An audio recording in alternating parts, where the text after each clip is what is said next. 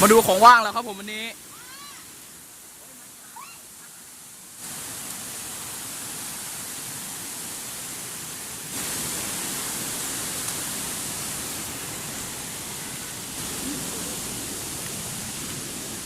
สวัสดีครับทุกคนครับผม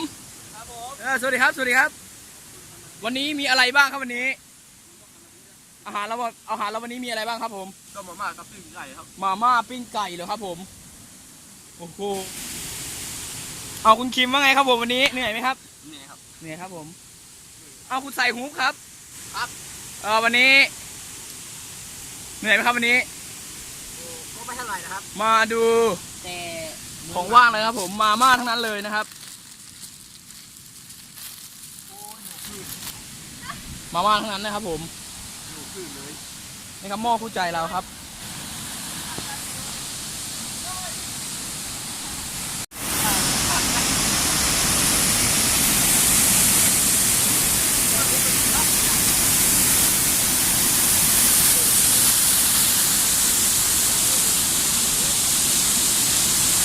สองคนนั้นว่าไงกับสองคนนั้นครับผม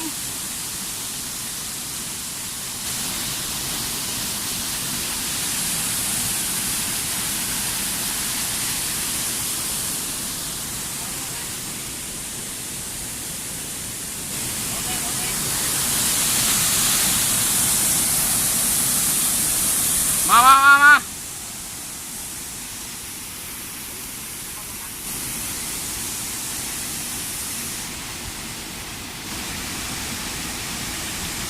เอาสิครับผมพี่แม็กของเรานะครับผม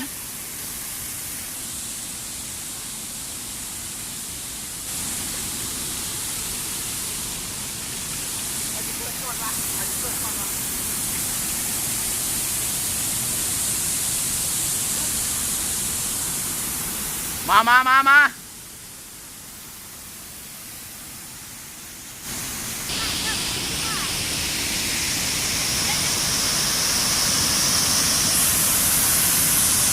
ากระโดดลงมาสิครับผม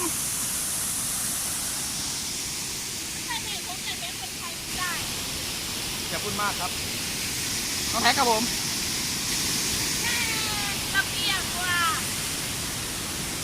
น้องเรียกมาจะโดดแล้วน้องเซนมีเขาอะไรนะครับคอยน้องเซนมีเขาน้องเซนมีเขาเบลใช่ไหมครับเอาเลยครับผม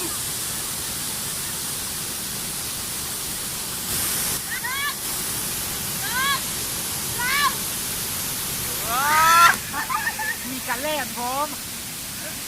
โอ้โหครับเป็นไงครับพี่แม็กครับผมเสียวไหมครับได้ขายหรอวะใหญ่โน่นเลยเอาครับอีกคนหนึ่งครับผม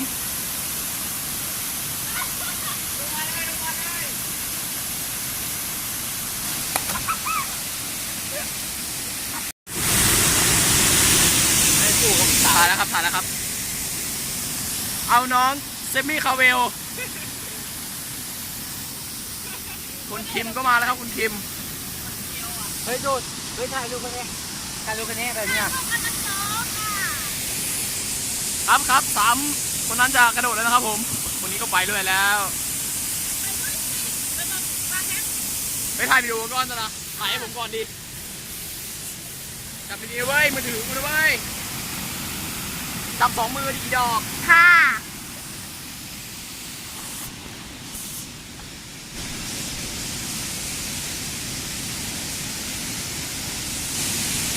โอ้ยหนังแตกป่ะเฮ้ยเฮ้ยกูด้วยเอาไหมเดี๋ยวนี้ครับผมอยากเห็นคนไทยบินได้กลางปีกขึ้นมา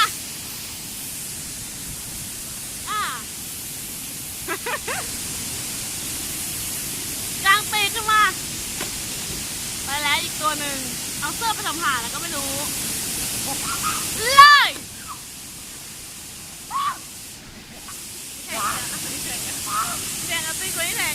จับกูบอกเลยจับนี่2 มือมึงจะไหลมึงจะถลายลงไปแล้วมึงจะนั่นนะเว้ยโอ้ยปอนพูดมากจังเลยนะ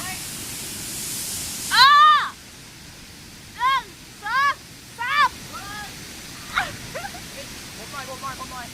ไม่ปีนตัด คุณขยับขึ้นมาข้างบนอีกหน่อยได้ไหมเนี่ย โอ้มันจะพยาธิคุณเอ๋ยความรู้สึกยังไงคะความรู้สึกยังไงคะ ไปหาอยู่บ้านเลยไปเร็ววายไรหาต้มมา โอ้ย เดียวได้ตรงนี้เดียวเลยโดนต้นไม้เขียวกว่านี้ไรโดนต้นไม้ละ มันชิวืดไปเลยเหรอวะ มันโก้เข้าไปเลย ถือ เปลี่ยนน้ โอ้ย ำเอ้ย ว้าว โดนละ รอดอจบจากนอสวโอ้จบเร็วเกินไปว้าว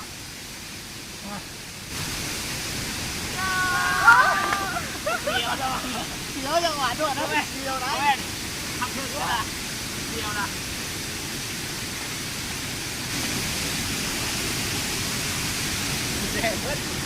โอ้โห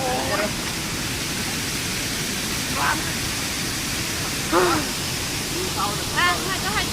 ดันดีกว่าโอ้โห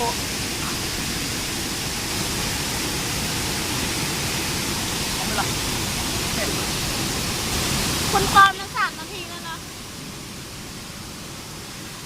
เฮ้ยสีตรงนี้สวยว่ะ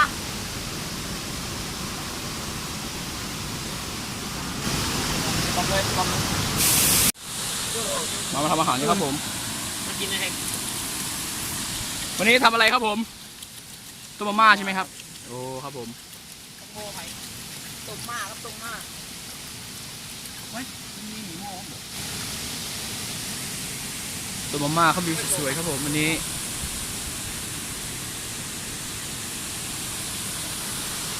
ไม่ยังได้นะเรื่องเหยียบกันนะครับผม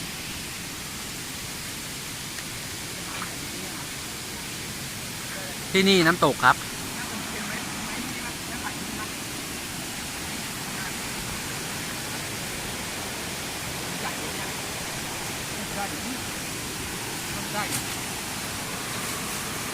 นี่ครับหาตะเกียบครับ